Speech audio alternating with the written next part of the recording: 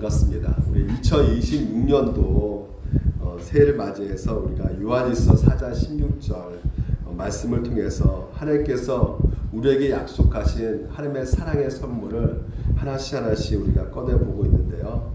여러분, 게임 체인저라는 말 들어보셨나요? 게임 체인저라는 말은 좀 쉽게 예를 들어서 이 말입니다. 전반전에 0대3으로 이렇게 지고 있다가 후반전에 교체 선수가 한 명이 등장해서요, 전세를 완전히 판도를 엎어버린 거죠. 그래서 4대3으로 이기게 되었어요. 그렇게 게임을 승리하게끔 한 그 사람을 뭐라 그러냐면 이 게임 체인저라고 말을 합니다. 그래서 원래는 이제 스포츠에서 많이 쓰이는 용어인데요. 이제는 뭐 경제, IT, 경영에 또한 많이 쓰고 있어요. 말 그대로 그 흐름 자체를 통째로 이렇게 통째로 뒤바뀌어 버린 어떤 결정적인 어떤 역할을 한 사람을 뜻하고 있기 때문에 소셜 네트워크를 이렇게 만든 마크 저커버그, 이 사람이 또한 등장해가지고요. 이 사회가 굉장히 이 미디어 세상이 이렇게 펼쳐지게 되었고요. 전기 자동차 이렇게 만든 일론 머스크 등장해서요. 이렇게 사회를 그리고 인류를 이렇게 다른 문화로 바꾸고 있는 것을 우리가 볼 때 우리는 이 사람을 향해서 게임 체인저라고 이렇게 불리기도 합니다. 그러나 실제적인 게임 체인저, 최고의 게임 체인저가 계시죠. 그분이 누구실까요? 바로 예수 그리스도라는 것이죠. 이분께서는 인간의 사망 아래에 있는 판도를요, 완전히 생명과 은혜의 판도로 바꾸신 분이시란 말이죠. 그래서 인간의 이 죄로 말미암아 죽을 수밖에 없었던 이 인간을요, 예수 그리스도께서 육신의 몸으로 이 땅 가운데 오셔서 우리를 구원하시는, 새로운 피조물로 만드시는 놀라운 일을 행하신 분이시란 말이죠. 그래서 우리가 역사를 우리가 BC 에이드로 이렇게 구분하지 않습니까? 비포 크라이스트 에더 도움이라 가지고요. 바로 그리스도 해라고 이렇게 나누게 되었단 말이에요. 그러니까 주님 이전과 주님 이후로 이 역사를 볼 수 있게끔 했던 이 놀라운 이 게임 체인저가 바로 누구시냐면 예수 그리스도라는 것이에요. 그래서 우주 만물의 주인 되신 그분께서 오셔가지고요, 우리 삶 가운데 예수 그리스도를 만남으로 말미암아 우리의 인생의 삶이 전과 후가 달라졌단 말이죠. 이제는 우리가 예수 그리스도의 그 사랑을 알고 이 복음을 들음으로 말미암아 하나님이 우리를 얼마나 사랑하고 계신지를 깨닫게 되므로 우리가 이제는 옛사람으로 살아갈 수 없는 존재가 되었어요. 그래서 팀 켈러 목사님은 이렇게 말합니다. 이 복음이 무엇이냐면 내가 생각했던 것보다 훨씬 더 심각한 죄라는 절망적인 소식을 동시에 알게 되는 것이고요. 또한 내가 감히 바랐던 것보다 훨씬 더 큰 사랑을 하나님께 받고 있다는 놀라운 소식이 바로 이 복음이라는 것이에요. 우리가 하나님의 놀라운 사랑을 받고 있는 자라는 것을 계속 알아가고 있는 것입니다. 그래서 이 하나님의 사랑의 특징에 대해서 우리가 살펴보고 있는데, 그 특징이 지난 시간에 우리가 살펴보았던 것이 예수님이 우리를 찾아오셨다는 것입니다. 그러니까 먼저 찾아오셨다는 것이에요. 가만히 앉아서 기다리신 분이 아니라 우리 향해서 추격해서 찾아오신 분이 바로 예수 그리스도라고 말씀을 드렸습니다. 잃어버린 바 된 우리를요, 다시 하나님의 영원한 아들로 받아들이기 위해서 하나밖에 없는 자신의 외아들을 내어주시면서까지 사랑하신 그 사랑으로 우리를 찾아오셨다는 것이에요. 세상의 사랑은 쓸모없으면 버리는 사랑이란 말이죠. 하지만 하나님의 사랑은 우리의 어떠함에 달려있는 것이 아니라 바로 반드시 너를 사랑하겠다는 그 약속의 말씀의 근거에서 사랑해 주고 계시기 때문에 우리가 아무리 멀리 도망간다 할지라도요, 끈질긴 그 주님의 사랑이 추격해 오기 때문에 2025년도에도 그랬듯이 2026년도에도 반드시 그 따뜻한 추격자 대신 예수님께서 쫓아오시기 때문에 2026년에도 우리가 새해 복 많이 받으세요 라고 인사할 수 있게 되는 것입니다. 신년 감사 예배로 드려지는 상황 속에서 뭐 다른 주제를 가지고 우리가 살펴볼 수 있겠지만요, 감사에 대해서. 하지만 무엇보다도 하나님이 우리를 향해서 얼마나 사랑하고 계신지를 알아야지만이 감사가 나올 수 있기 때문에 지난 시간에 이어서 계속해서 이 4장 16절을 가지고 하나님의 사랑에 대해서 우리가 한번 살펴보도록 하겠습니다. 우리가 요한일서를 우리가 말씀 한번 잠깐만 보면요, 하나님이 우리를 사랑하신 사랑을 우리가 알고 믿었노니라고 되어 있습니다. 우리가 그냥 믿었다고 하지 않고요, 알고 믿었다고 이렇게 말씀하고 있어요. 그러니까 이게 무슨 뜻일까요? 우리에게 있어서 하나님의 사랑은 막연한 느낌이 아니라는 것이죠. 분명히 알 수 있는 어떤 역사적 사건과 약속에 근거하고 있다는 것을 우리에게 알려주고 있는 것입니다.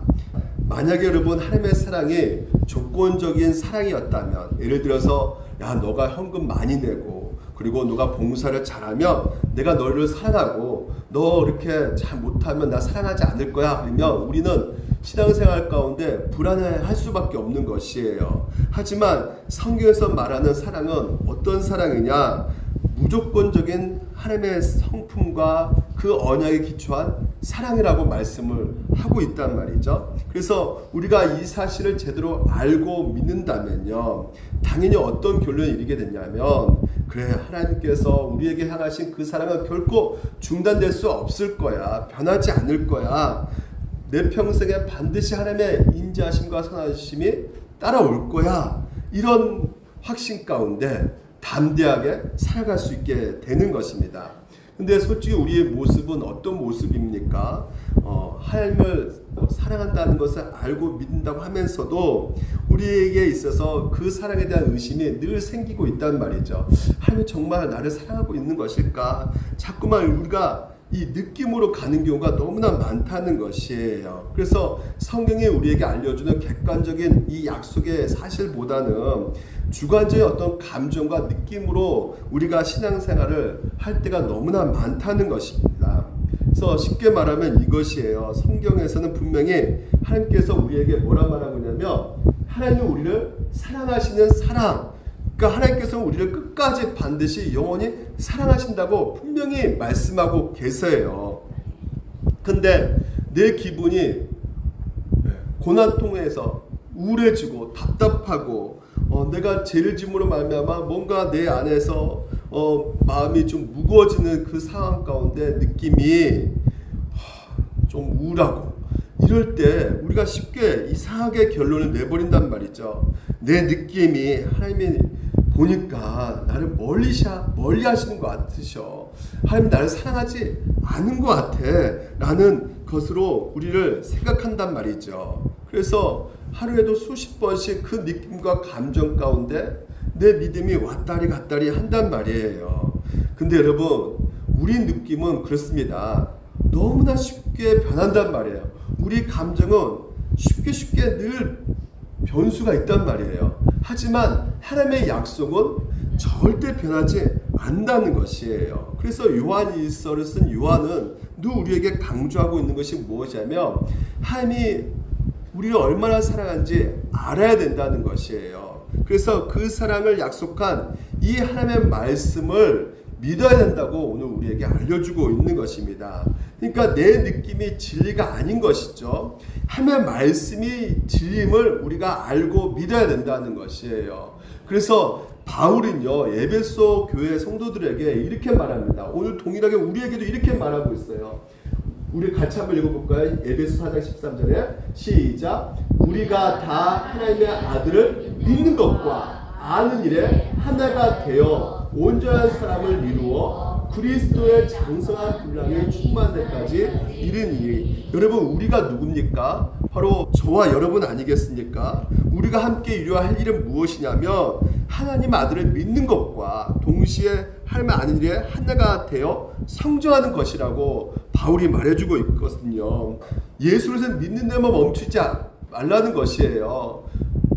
알아야 되는 것입니다. 그러니까 이게 아는 것과 믿는 것이 별개가 아닌 것입니다. 하나가 되어서 요한일서에 하나님이 우리를 사랑하시는 사랑을 우리가 알고 믿었노니 그냥 믿었다 하지 않고 알고 믿었다고 말을 하면서 오늘 우리에게 있어서 그 사랑을 알 때 하나님을 그 관계가 더 깊어질 수가 있기에 그렇지 않습니까? 누군가를 잘 알지 못하면 어떻게 신뢰할 수 있고 그 관계가 깊어질 수가 있겠어요. 그러니까 알고 믿어야지만이 깊어질 수 있기에 하나님께서 오늘 우리에게 말씀해주고 있는 것입니다. 알고 믿어라 하는 것이에요. 예수님께서도 우리에게 이렇게 말하고 있죠. 영생은 곧 영생이 무엇일까요? 여러분 인생 가운데 가장 필요한 것이 1000억 100억이 아니죠. 물론 그렇게 필요하신 분도 계시겠지만 그보다 더 필요한 것은 바로 영생입니다. 영생이 우리에게 제일 필요한 것이에요. 근데 그 영생은 곧 유일하신 참 하나님과 그가 보내신 자 예수 그리스도를 아는 것이라 하는 거예요. 그러니까 하나님은 도대체 어떤 분이신가를 아는 것이죠. 하나님은 우리를 얼마나 사랑하고 계신지를 아는 것이란 말이에요. 우리가 제대로 알아야지만이 이 혼탁한 이 세대 가운데 이 세상 풍파 속에서 우리가 흔들리지 않을 수 있게 되는 것이란 말이죠. 믿음이라는 것은 내가 억지로 의지로 막 짜내는 것이 아니란 말이에요. 하나님의 그 말씀에 깊이 들어와야지만이 그 믿음이 생기고 그 믿음으로 말미암아 이 폭풍 속에서도 우리가 견딜 수 있게 되기에 알고 믿는 것 이게 너무나 중요한 것입니다. 그러면 우리가 도대체 무엇을 알고 믿어야 되는 것인가 라고 했을 때 먼저 첫 번째 우리 한번 볼까요? 하나님의 말씀을 읽지 않고는 우리 영혼에 절대 행복할 수 없다는 것을 알아야 된다는 것이에요. 이걸 정말 뼈저리게 알아야 되는 것입니다. 다윗이 이것을 뼈저리게 알고 오늘도 시편에서 이렇게 말씀하고 계십니다. 복 있는 사람은 이렇게 시작되고 있어요. 시편 1편에. 그러니까 복 있는 사람, 이 복은요 행복이라고 말할 수가 있어요. 여러분 행복이라는 것은요 이 히브리어 말 가운데 두 가지 용례가 사용되고 있거든요. 바라크라는 눈에 보이는 행복이 있습니다. 손에 만져지고 잡히고 눈으로 보고 귀로 듣는 그런 행복. 예를 들면 자녀가 출세하고 재물이 많아지고 건강하고 장수하고 이것도 정말 하나님이 주신 것이라고 할 수 있겠죠. 그런 복이 있지만 아쉬라는 복이 또 있거든요. 이 말은요 뭐냐면 보이지가 않는 거예요. 다시 말해서 환경에 좌우되지 않는 것입니다. 단순히 기분 좋은 상태도 아닌 것이에요. 우리 심령 깊은 곳에서 하나님을 알므로 말미암아 터져 나오는 것이죠. 아, 그렇지. 내가 이렇게 힘들고 외롭고 홀러가는 인생길에 하나님이 나와 함께 하셨지. 아, 내가 정말 은혜 아래 살고 있구나. 라는 그 은혜 가운데 감격이 내 마음 가운데 터져 나오는 것이죠. 그래서 세상이 흉내낼 수 없는 평안의 그 신비가 우리 이 심령 가운데 이루어지고 있는 것이에요. 왜요? 내가 하나님 손에 있구나. 하나님이 나와 함께하고 계시구나. 이것을 깨달았을 때 평안이 올 수 있는 것이에요. 이게 바로 아시라는 것입니다. 복 있는 사람은 그랬을 때 이 행복은 아시르는 우리가 어떻게 그러면 얻을 수가 있는 것이냐 라고 했을 때 2절 우리 같이 한번 읽어볼까요? 시작. 오직 여호와의 율법을 즐거워하여 라는 것이에요. 그러니까 여러분 여호와의 율법을 즐거워한다는 것은 단순히 딱 들었을 때 세상 즐거움도 누리고 가끔 말씀도 즐거워하고 이 양다리 거치는 것처럼 느껴지지만요 이 히브리의 원문은 너무나 강해요. 이 말은 우리의 모든 즐거움이 오직 여호와의 율법 안에 있는 것이라는 것이에요. 그러니까 무슨 말이냐면 내가 가끔 주일 예배 때 와서 아이고 말씀 오늘 되게 좋네 이 느끼는 정도가 아니라 나의 삶의 즐거움, 나의 삶의 기쁨, 내 미래에 대한 그 소망이 어디서부터 시작되느냐? 말씀이라는 것이에요. 그 말씀 통해서 진정한 행복을 우리가 누릴 수가 있게 된다는 것입니다. 그렇기 때문에 이것을 실제로 기막히게 경험한 다윗이 이렇게 말합니다. 여호와를 경외하는 너는 정결하여 영원까지 이르고 여호와의 법도 진실하여 다 의로우니 뭐같이 달다고요? 꿀과 송이보다 더 달다고 말을 하고 있는 것이에요. 여러분 이런 경험 해봤습니까? 믿음의 부모님들은 아마 경험해봤을 것이에요. 그렇죠? 너무나 하루하루 삶이 찌들고 힘들고 지쳐서 어떻게 할지 모르는 상황 속에서 머리맡에 둔 하나님의 말씀, 이 성경책에 적혀있는 그 말씀 한 절을 읽고 마음의 위로를 얻는, 그래서 눈물을 흘린 경험들이 있지 않습니까? 나의 모든 즐거움의 뿌리를 말씀에 두는 자, 거기서부터 내 인생의 판도가 달라지는 경험을 한단 말이죠. 고난 중에서도 하나님의 손길이 있구나, 이 아쉐르, 이 복을 누리는 것이요. 여러분, 우리에게 정말 중요하다는 것입니다. 그러니까 성경은 정확하게 얘기하고 있어요. 성경 없이, 하나님 말씀 없이는 행복할 수 없다라는 것입니다. 그러니까 그런데도 여러분, 우리가 이 하나님 말씀을 안 읽으면 뭐예요? 스스로 불행하기로 결단한 거예요. 주의 말씀 안에 행복이 있다는데 그런데도 안 읽어. 알긴 읽으면 뭐예요? 내 스스로가 나 폐인 되겠다는 겁니다. 한마디로. 이 말씀은 생명과 연결되어 있기 때문에 너무나 중요하다는 것이에요. 그의 율법을 주야로 묵상한도다. 이 묵상이 이 히브리어로 하가예요. 이 하가가 뭔 말이냐면요, 숨을 어떻게 해요? 깊게 들이마시고 후 하고 뱉는 것이죠. 호흡하다라는 것이죠. 우리가 이 산소가 들어가잖아요. 코로 들어가가지고 내려와가지고요, 이 심장으로 내려가지고 이 혈관으로 이 산소가 공급되어서 우리가 살아 움직일 수가 있는 것이거든요. 마찬가지입니다. 오늘 이 말씀이 우리 가운데 들어와서요, 그 말씀이 우리를 살아나게 한단 말이에요. 그래서 내가 산소 없이는 못 사는 것처럼 그 말씀을 자꾸 내 영혼 가운데 집어넣는 것이란 말이죠.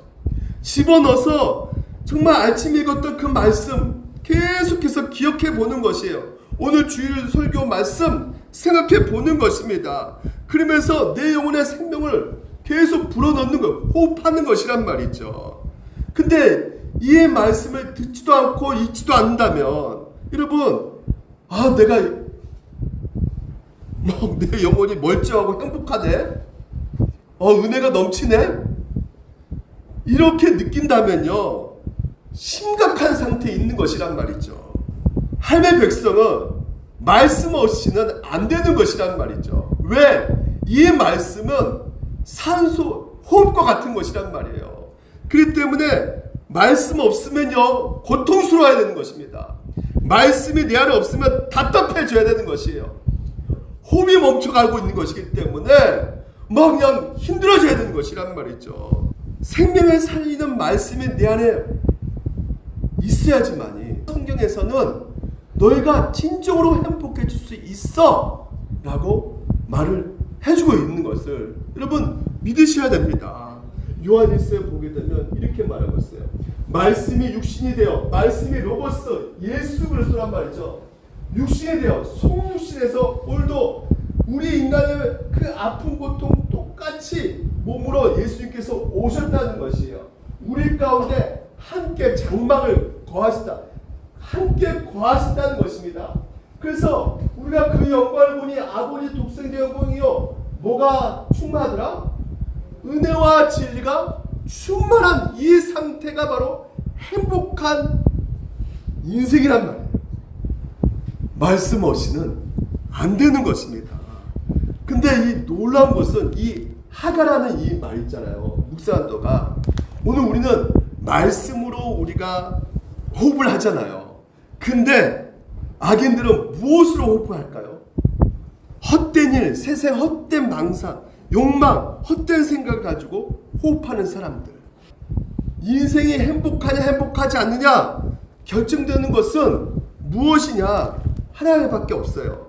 내가 무엇으로 호흡하며 살아가느냐, 여기서 결정되는 것입니다.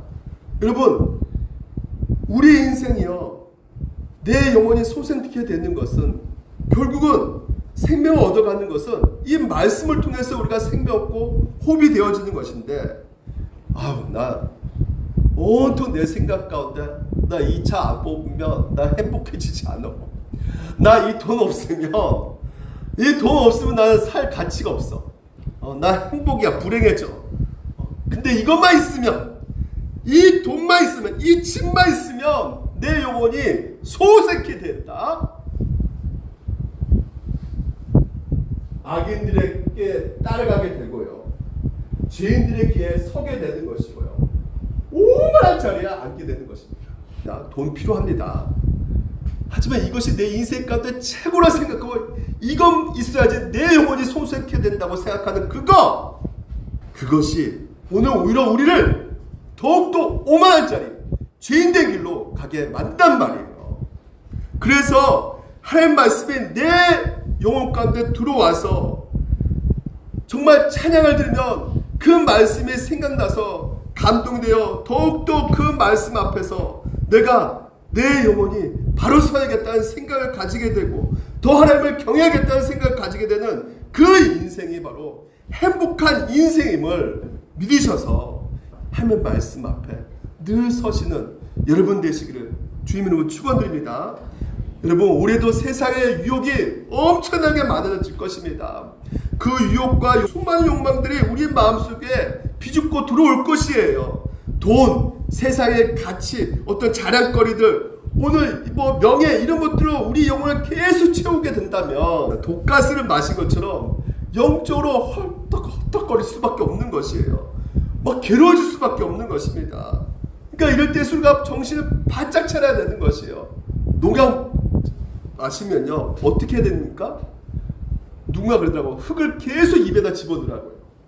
흙을 계속 집어넣어야지만이 이 녹약을 뱉을 수가 있대요. 마찬가지입니다. 우리 안에 계속 들어오는 그 독극물을 어떻게 내뱉을 수가 있느냐? 말씀을 계속 집어넣어야 된단 말이에요. 예. 오직 하나님의 말씀이 영으로 산소를 삼아 자꾸 들여 마셔야 되는 것이에요. 그래야만 여러분의 영적 호흡이 정상으로 돌아오는 것이에요. 그래서 그가 하는 모든 일이 다 어떻게 된다는 거예요? 이 형통도 여러분 막 내 인생의 돈으로 성공할 것이다, 그 형통을 말하는 것이 아닙니다. 하나님의 그 뜻이 마침내 우리 삶에 이루어진다는 것이에요. 그게 형통이라는 것입니다. 나를 향한 하나님의 거대한 구원의 계획이 이루어진다는 것, 완성되어지는 것이 진짜 형통이진 것이죠. 그래서 오늘도 여러분 2026년 이딩 지저스, 우리 두 분이 완주를 하셨어요. 5분이 그래도 끝까지 쫓아갔습니다. 우리 차승희 권사님, 최은정 지사님, 그 바쁜 와중에서도 끝까지 일구면서 갔어요. 저도 갔는데 저도 완주를 못했어요. 하지만 괜찮습니다. 2026년 새해 다시 시작하면 됩니다. 우리 교회가 무슨 교회예요? 말씀의 교회입니다. 말씀의 교회, 뭐 신비주의, 은사주의 하는 교회가 아니에요. 말씀의 교회예요. 그래서 우리가 오전에도 말씀 듣고, 교리 저녁에 듣고, 또 수요일도 전도서 강해 설교 듣고, 또한 금요일 기도에도 말씀 붙잡고 기도하고, 이 기도 왜 합니까 이거? 바로 요한복음 5장 39절 뭡니까? 너희가 성경에서 영성을 생각하고 성글 영원히와 이 성경이 곧 누구 얘기이기 때문에 예수 그리스도 얘기라는 것이에요. 그러니까 예수 그리스도의 사랑을 더 많이 알기 위해서 우리가 말씀을 계속 살펴보고 있는 것이란 말이죠. 이 사랑을 우리가 누려야 되기 때문에, 근데 이 사단마귀는 어떻게든지 하나님의 사랑을 누리지 못하게 막는단 말이에요. 스마트폰 딱 켜면 바로 SNS, 수많은 유혹들, 쇼츠, 막 유튜브 이런 것들이 얼마나 우리의 생각 가운데 잘못된 사상과 가치관을 심어 놓습니까? 예, 그렇지 않아요? 얼마나 이 광주마다 이단들이 얼마나 많습니까? 예, 하나님 교회 신천지 막 너무나 많아요. 그리고 너무나 세고요. 근데 보십시오. 사단이 시험에 들어왔을 때, 야, 이 돌들로 너 떡떡이 되겠다. 이게 하나님의 아들이잖아. 너 실력 있잖아. 이 말이 무슨 말이냐면, 떡으로 만들어 먹으라는 것은, 야, 너 왜 십자가를 지으러 가려고 그래? 너 인생 좀 편하게 살아. 유튜브 봐봐, SNS 봐봐. 이게 행복이야. 대부분 사람들이 쫓아가고 있는 이 행복 너도 누려야지. 왜 자꾸만 고난의 길 십자가를 가려고 해? 근데 보십시오. 예수님이 이런 잘못된 생각, 이런 잘못된 사상 가치관을 계속해서 듣고 있잖아요. 듣고 있을 때 뭘로 물리쳤습니까? 뭘 가만히 계셨을까요? 아니에요. 사람이 떡으로만 살 것이 아니요 하나님의 입으로부터 나오는 모든 말씀으로 살 것이라. 이 말씀이 어디서 나온 말씀입니까? 성경입니다. 성경 신명기에 뭐라 그래요? 사람이 떡으로만 사는 것이 아니라 여호와의 입에서 나오는 모든 말씀 사는 줄 내가 알게 된다. 하면 이 성경 말씀을 계속해서 예수님도 집어드신 거란 말이죠. 토해내버리면 물리치시는 것이란 말이죠. 결국은 이 사탄막이 그 모든 유혹과 시험을 이길 수 있는 것은 무엇이다? 말씀이에요. 분별력입니다. 진리를 알아야지만이 분별력을 가질 수가 있는 것이에요. 예수님이 하나님의 말씀을 선택하신 것처럼 오늘도 우리가 하나님의 말씀을 선택해야지만이 우리가 최고의 복을 누릴 수가 있는 것이란 말이에요. 보십시오. 예수님이 결국 어떻게 하셨어요? 하나님 말씀에 순종했기 때문에 결국은 복을 받는 것이 아니라 십자가 못 박혀 죽으셨잖아요. 무엇 때문에? 여러분과 저의 죄 때문에. 그러니까 우리는 어떻습니까? 우리는 하나님의 말씀을 알면서도 엉뚱한 길로 간단 말이죠. 떡으로 향해 치닫는단 말이에요. 대부분 사람들이 선택한 것을 우리도 선택한단 말이죠. 그래서 영적으로 우리가 실패하고 넘어지고 그런 우리를 대신해서 예수님께서 떡이 아닌 말씀을 선택하심으로 말미암아 우리의 모든 죄를 담당하심으로 말미암아 우리를 하나님께서 의로운 자로 그리고 영원한 자녀로 받아주시는 놀라운 복을 누리게 되었단 말이에요. 그래서 오늘도 여러분 이 놀라운 진리와 사실을 믿고 살아간다면 기억한다면 그분의 말씀을 소중히 여겨야 되지 않겠습니까? 2026년도 리딩 지저스 여러분 참여하시기 바랍니다. 두 번째, 그러면 또 아는 것이 무엇이냐? 안다라고 했을 때 에레미야를 보게 되면요, 에레미야 선지자가 눈물의 선지자입니다. 왜? 이스라엘 그 땅이 저주와 심판이 가득 차 있기 때문에. 왜? 포로로 끌려가가지고 고생하고 있거든요. 거기서 에레미야가 하나님의 소망을 보는 것이에요. 그 소망이 무엇이냐? 바로 너는 여호와를 알라 하지 아니하리니 이는 작은 자부터 큰 자까지 다 나를 알기 때문이라는 것이에요. 그러니까 아는 것이란 말이죠. 다시 말해서 기독교의 희망은 상황이 좋아질 거야 낙관주의가 아닙니다. 진짜 희망은 우리가 하나님을 알게 된다는 것이에요. 이게 바로 희망이라는 것입니다. 그러면 이 안다는 말이 무슨 말이냐? 어저께 제가 다인이한테 마크라는 NCT 마크라는 사람을 소개받았어요. 크리스찬 아이돌이래요. 뭐 머리 숱만 다르지 저랑 비슷하게 생기지 않았습니까? 안 그래요? 근데 제가 이렇게 알아요, 여러분. 제가 이 마크를요 안다고 할 수 있어요. 기독교 크리스찬 뭐 키가 뭐 얼마 뭐 얼굴도 괜찮고 머리숱도 많고 이번 정보만 알고 있는 것이죠.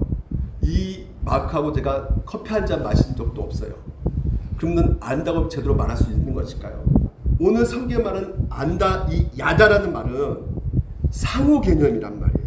상호적인 겸의를 말하는 것입니다. 그러니까 하나님을 정보로 공부하는 것이 아니라 하나님에 대해서 뭐 정보 얻고 지식 쌓는 것이 아니라 하나님과 서로 마주보는 것이란 말이죠. 다시 말하면 부부관계가 똑같습니다. 우리가 부부관계 부부 수십 년 살면서 말하지 않아도 서로 눈빛만 봐도 알죠. 알아요? 몰라요?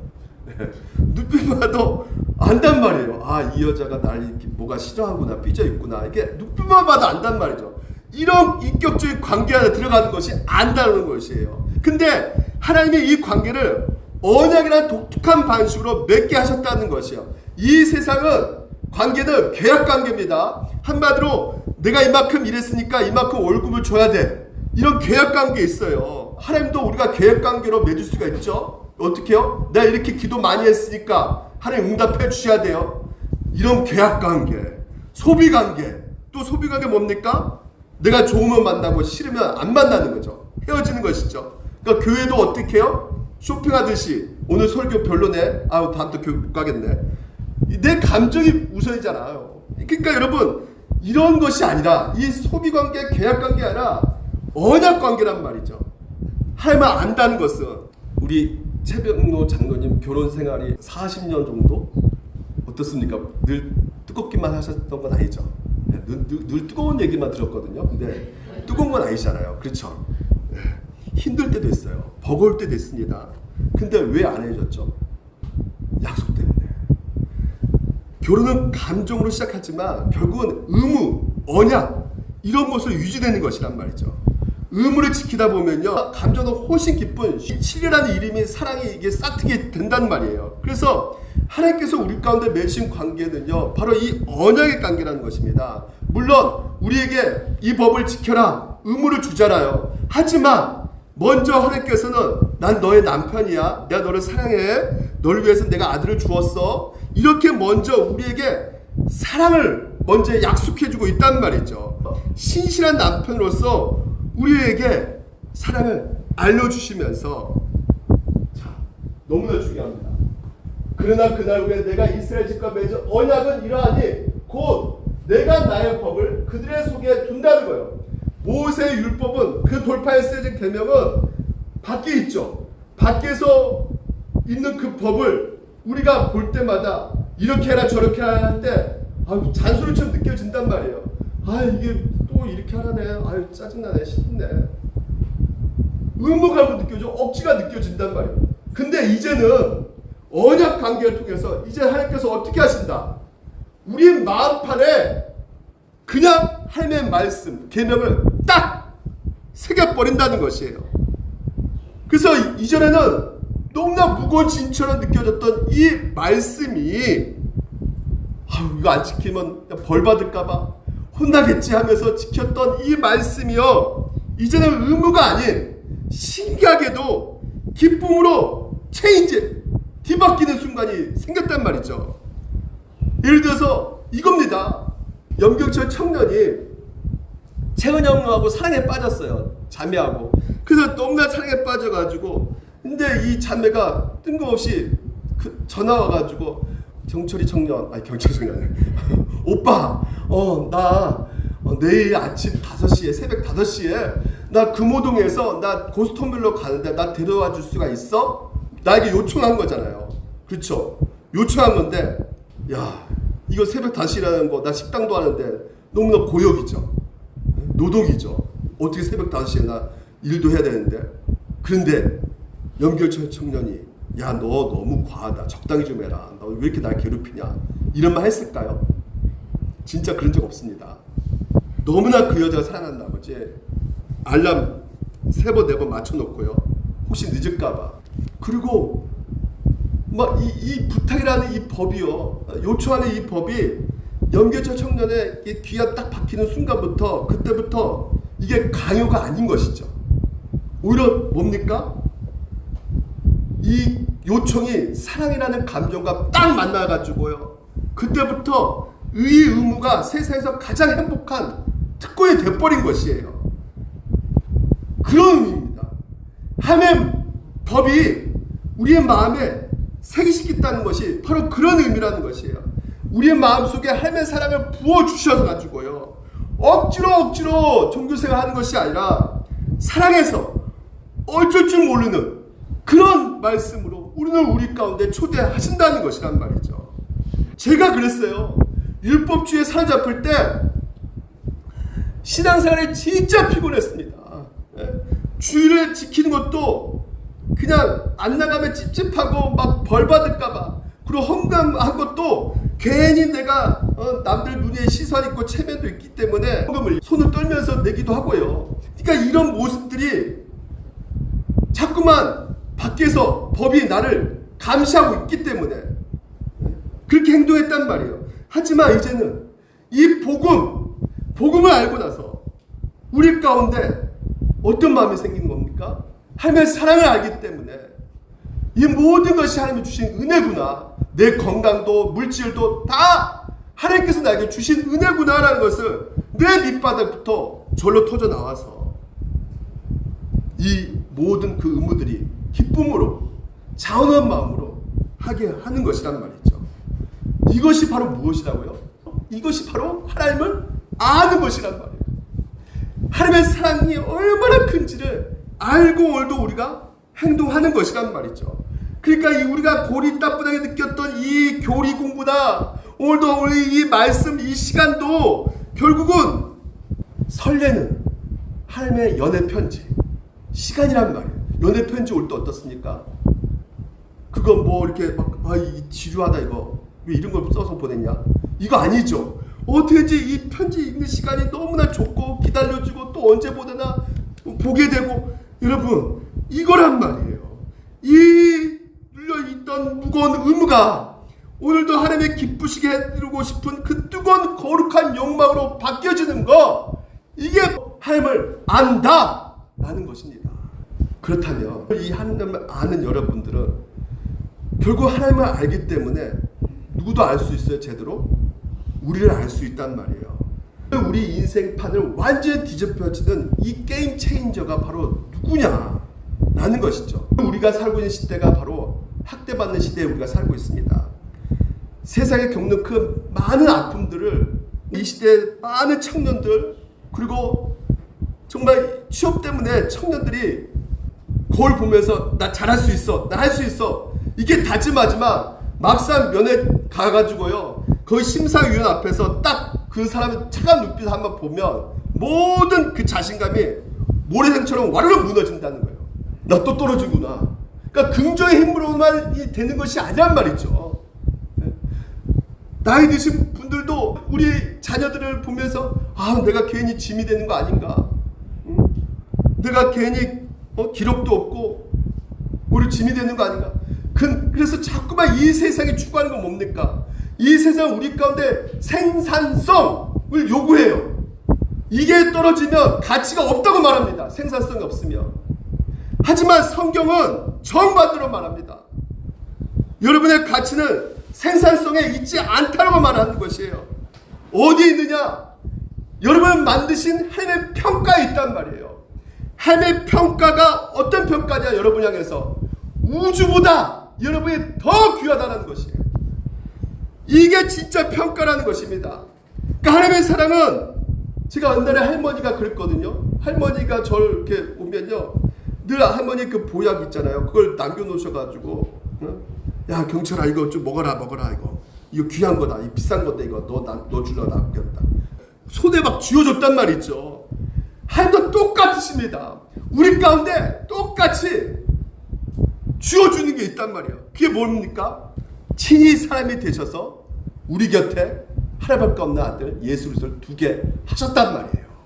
여러분 이게 바로 언약이란 말이죠. 여러분이 잘하면 더 주고 못하면 버리는 그런 계약이 아니라, 오히려 내 전부를 걸고 너를 끝까지 내가 책임지겠다 라고 말씀하고 계시기에, 에베소 말씀 가운데 그가 만드신 바라, 우리 이 만드신 바라 포이에마 그 헬라어 원뜻이 뭐냐면 포임이요, 작품이라는 것이에요.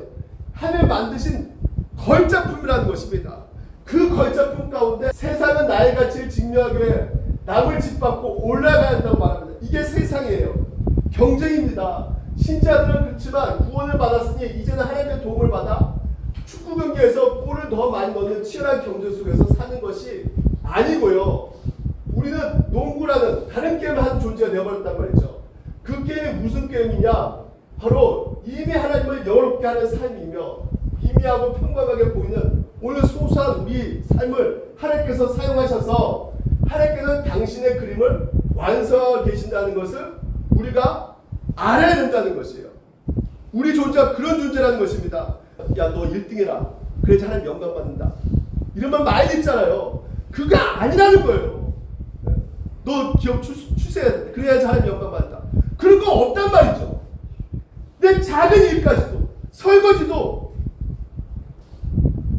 이것은 모든 시대에 동일하게 작동하는 법칙인데 세상은 말합니다. 이 세상 경쟁의 게임이라고 말하고 있어요. 그래서 거기는 자기 사랑에 뿌리는단 말이에요. 자기 중심성, 자기 사랑에 집착하는 이 게임은 당연히 경제 유발할 수밖에 없어요. 이 세상은요. 자기가 그 모르는 죄된 본성이 당연히 경쟁, 내가 너를 밟고 일어나야 돼, 이게 세상이란 말이죠. 그래서 거기는 승자 패자를 만들어낼 수밖에 없어요. 그래서 우리가 초등학교 시절부터 중학교, 고등학교, 대학교까지 계속 사회 나가까지 경쟁하면서 살아간단 말이죠. 우리가 좋은 성적 내야 돼요. 좋은 데 가야 돼요. 높은 연봉 받아야 돼요. 더 좋은 집 살아야 돼요. 멋진 차까지 우리가 남들과 비교해서 내가 더 많이 가져야지만이 행복하다고 생각한단 말이죠. 만약 그걸 이루지 못하면 절망한단 말이에요. 이게 이 세상이란 말이죠. 공중곳을 잡고 있는 이 사탄마귀가 어떻게든지 믿고 있는 사람들을 노리고 어떻게든지 그 경쟁 뿌리에서 이거 살아남아야지만이 너는 행복해질 수 있어. 이렇게 우리를 속삭인단 말이에요. 그래서 우리는 어떻게 되는 것이요? 복음을 들어야 된단 말이에요. 교리를 통해 하나님이 우리를 어떻게 살아오고 계신지를 알아가야 됩니다. 그렇지 않고서는 여전히 그 경쟁 뿌리에서 이기고 살아가는 것이 내 삶의 전부라 생각하고 이 기독교도 기복주의, 성공주의, 성장주의로 흘러갈 수밖에 없는 것이에요. 할만 아는 지식이 우리의 이 세상에 흐름을 거스른 진정한 게임 체인저로 말을 합니다. 여러분이 누구냐? 진정한 게임 체인저라는 거예요. 경제에서 이겨만 살아가는 게임이라고 가르치는 이 세상에서 할만 아는 사람은 이 게임 법 자체를 바꿔버린단 말이죠. 어떻게 해요? 세상은 야 너 높이 올라가야 돼. 아니 난 더 낮은 데로 섬겨야 돼. 이게 바로 권위라고 이게 자유라고 말하고 있는 여러분이란 말이죠.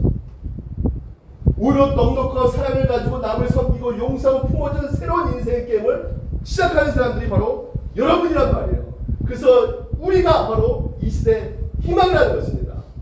세상 원래 이러거나 냉소하는 세상 속에서 한 손에 붙들려 날마다 예수님 닮은 걸작으로 빚어가는 우리의 존재 자체가 복음 중심의 삶을 살아가는 여러분이 복음이 되는 것이에요.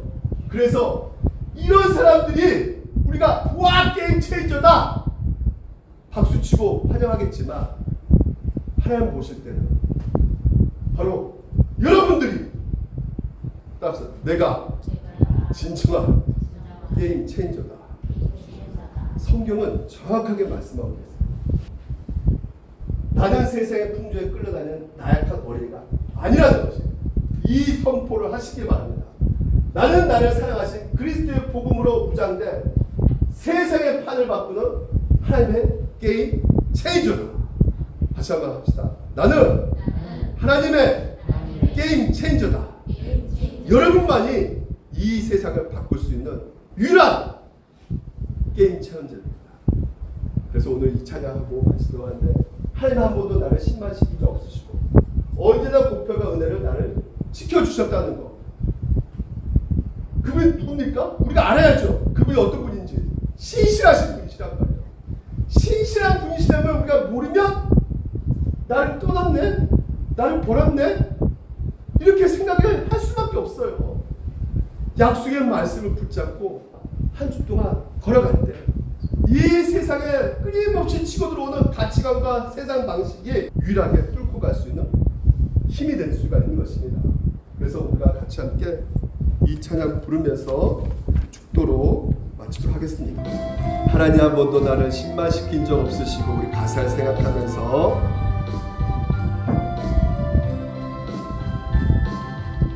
하나님 한 번도 나를 실망시킨 적 언제나 우리 어떻게 대하십니까? 공평과 은혜로 나를 그분이 누구십니까? 어떤 분이세요? 우리가 알아야 됩니다. 오신실하신 주, 오신실하신 주, 오신실 우리에게 반드시 약속해주고 계십니다. 내 너를 떠나지도 않으리라. 떠나지도 않으리. 내 너를 버리지도 않으리라. 버리지도 2026년에도 우리 약속 지키십니다. 하셨던 주님 그 약속을 지키사 그 약속을 지키사 이후로도 영원토록 나를 지키시리라 확신하네. 지난 모든 세월들 지나온 모든 세월들 돌아보아도 또 2025년도 그 어느 것 하나 주님께서 안 미친 손길 없었습니다. 주의 손길 안 미친 거. 그렇기 때문에 2026년도에도 하나님 어떤 분이신 거 알 수 있어요? 하신 주, 오신 신하신 주, 오신 신 우리에게 약속하고 계십니다. 내 너를 떠나지도 않으리라, 떠나지도 않으리라, 내 너를 버리지도 않으리. 약속하셨던 주님, 약속하셨던 주님, 오늘도 그 약속을 지키십니다. 그 약속 지키사 이후로도 영원토록, 이후도록 영원토록 나를 지키시리라 확신하네. 기도하겠습니다.